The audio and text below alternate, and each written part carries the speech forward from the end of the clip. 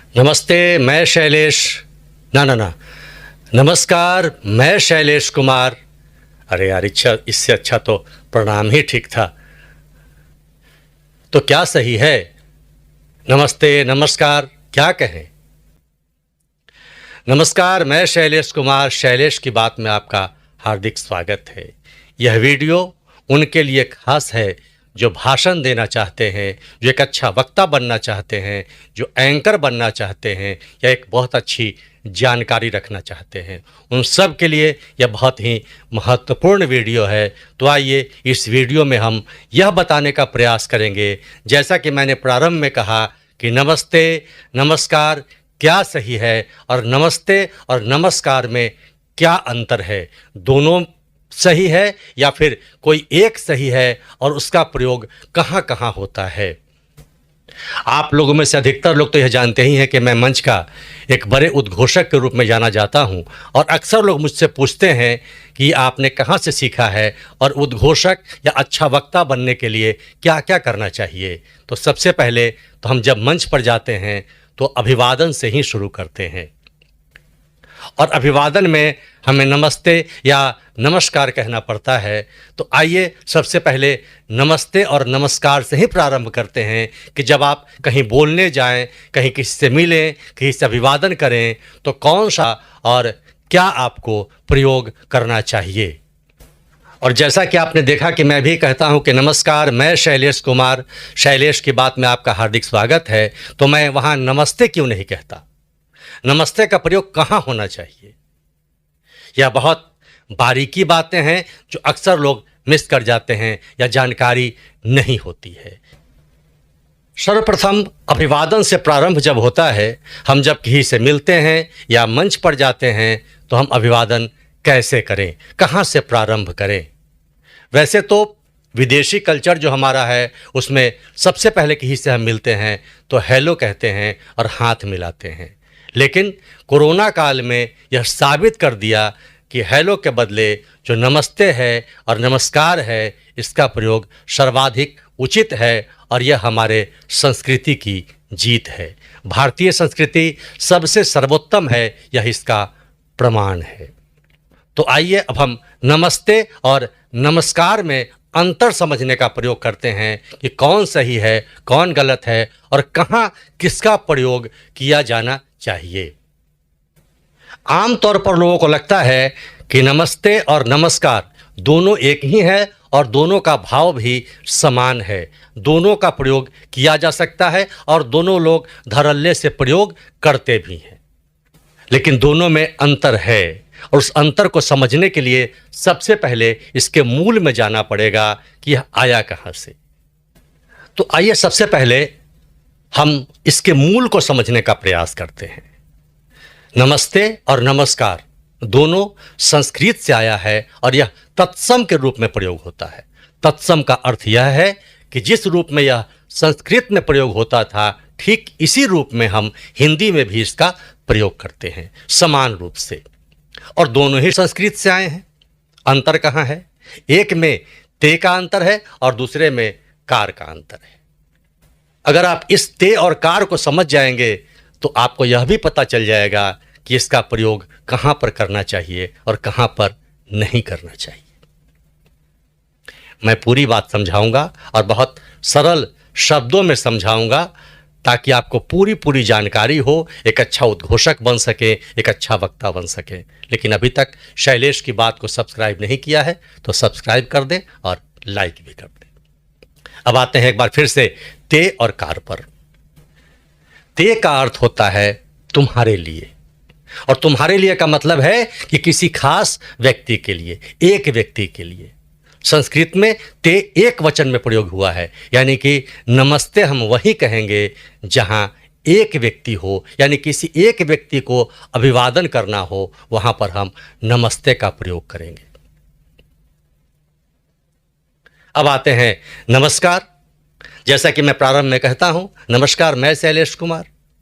या मंच से आप जब कोई वक्ता बोलने जाता है तो नमस्कार का प्रयोग करता है। बहुत लोग नमस्ते इंडिया, नमस्ते ये करते हैं, उसका भी एक अर्थ है, लेकिन वास्तव में जब एक से अधिक व्यक्तियों को, एक समूह को एक साथ आपको अभिवादन करना हो तो वहाँ पर नमस्कार का प्रयोग होता है। इसीलिए मंच पर जब आप प्रारंभ करें, आप वक्ता बनना चाहते हो, आप उद्घोषक बनना चाहते हो या जानकारी रखना चाहते हो, तो सबसे पहले समूह में अगर अभिवादन करना है तो वहाँ पर नमस्कार का प्रयोग होता है। और किसी एक व्यक्ति के लिए अगर आप अभिवादन कर रहे हो तो वहाँ पर नमस्ते का प्रयोग होता है। तो सबसे पहला अंतर तो यहाँ पर दोनों में यह आया कि एक व्यक्ति तो नमस्ते और एक से अधिक व्यक्ति हो तो वहाँ पर नमस्कार का प्रयोग किया जाना चाहिए। और अब मैं आपको थोड़ा और जानकारी देना चाहता हूँ इन दोनों नमस्ते और नमस्कार के बारे में। नमस्ते एक वाक्य है और नमस्कार एक वाक्य भी है, एक शब्द भी है और एक क्रिया भी है। कार का मतलब कार्य और कार्य का मतलब क्रिया। अब आप कहेंगे नमस्ते शब्द नहीं है। हिंदी के विद्वानों के द्वारा नमस्ते को एक संपूर्ण वाक्य माना गया है और नमस्कार एक वाक्य भी है और एक क्रिया भी है। लेकिन एक प्रश्न यह आता है कि नमस्ते किसे करना चाहिए? अपने से बड़े वाले को, अपने से बराबर वाले को? आखिर करे तो किसको करे? क्या उपयुक्त है? किनके लिए उपयुक्त है? तो नमस्ते आप किसी को भी कर सकते हैं। जी हां, अपने से बड़ों को भी कर सकते हैं, अपने से बराबर वाले को भी कर सकते हैं और अपने से उम्र में छोटे लोगों को भी कर सकते हैं। अब कहिए क्यों? क्योंकि अस्ते का अर्थ समझना होगा। अस्ते का अर्थ होता है आत्मा। और जब हम किसी का अभिवादन करते हैं तो एक आत्मा दूसरे आत्मा को अभिवादन करता है, तो उसमें बड़ा छोटा का कोई सवाल नहीं है। आप बड़े को भी कर सकते हैं और छोटे को भी कर सकते हैं।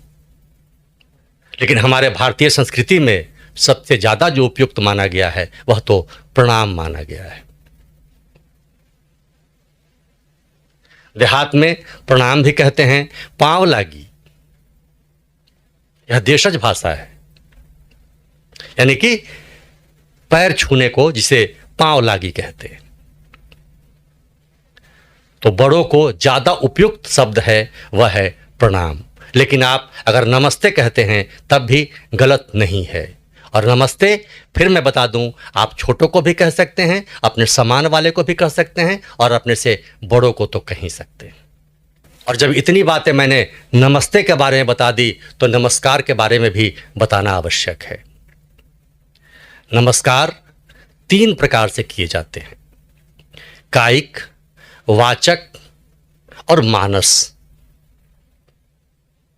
कायिक का मतलब शरीर के द्वारा जब हम दोनों हाथों को जोड़ते हैं या अभिवादन करते हैं, जो शारीरिक दृष्टि से हो और जो परिलक्षित होता हो कि यह शरीर से कहते हैं, वह कायिक है। दूसरा वाचक। वाचक का मतलब यह है कि हमने बोल करके, जैसे मैंने बोला या आपने बोला नमस्कार। और तीसरा मानस नमस्कार। मानस का मतलब मन से नमस्कार। जब हम सारे ईश्वर को एक साथ अभिवादन करते हैं तो उसे हृदय के अंदर बिना बोले, बिना शरीर को हिलाए हम मानस नमस्कार करते हैं। तो नमस्ते और नमस्कार दोनों के बारे में आप तो समझ ही गए होंगे कि नमस्ते कहाँ पर प्रयोग होगा, नमस्कार कहाँ पर प्रयोग होगा। लेकिन सर्वश्रेष्ठ यही होगा कि अगर अपने से बड़ों को हम प्रणाम करें तो अपने भारतीय संस्कृति को अपनाएं और हम वहाँ पर प्रणाम करें। शैलेश की बात में आज इतना ही। एक अच्छा वक्ता, एक अच्छा उद्घोषक, एक अच्छा जानकार बनने के लिए अगले पोस्ट में, अगले वीडियो में मैं कुछ नई बातें लेकर आऊँगा। तब तक के लिए बहुत बहुत धन्यवाद।